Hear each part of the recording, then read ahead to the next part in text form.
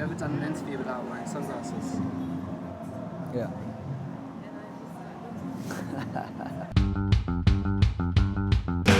The difference between truly amazing music, you know, like music that melts your heart, and music that's really just awful is slight. You know, it's tiny. It's not like there's great music here and bad music here, and by degrees they get better or worse.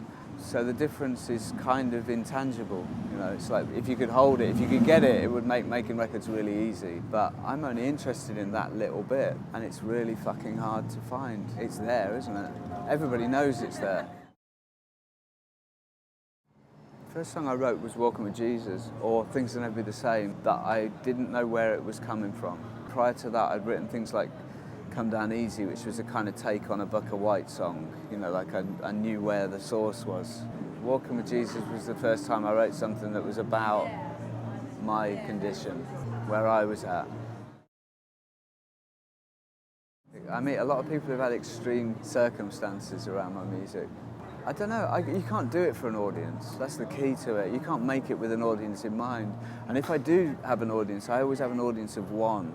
All the music that's affected me most in life, it's been me listening to that music on my own. It's not been music I've listened to with a group. So if I write music, it's for a solitary person, but not with a real audience in mind, and not to cater for that audience. And I also think that all the greatest things are born of mistakes, of errors. You know, you don't gain anything by doing what you know you can do, and you don't really make errors unless there's people around. Well, you do have to interview them. I don't know. You have to go out there and do that bit. I don't know how it's different for different people, isn't it? Sometimes it might be that they're standing next to the girl they love, you know, or they've just met the girl they love. That's why these festivals are kind of, you know, a lot is made of who's on the bill, you know, and all the advertising and all the interviews is to do with music. But it's kind of not, I don't even think it's 50% of what's going on out there.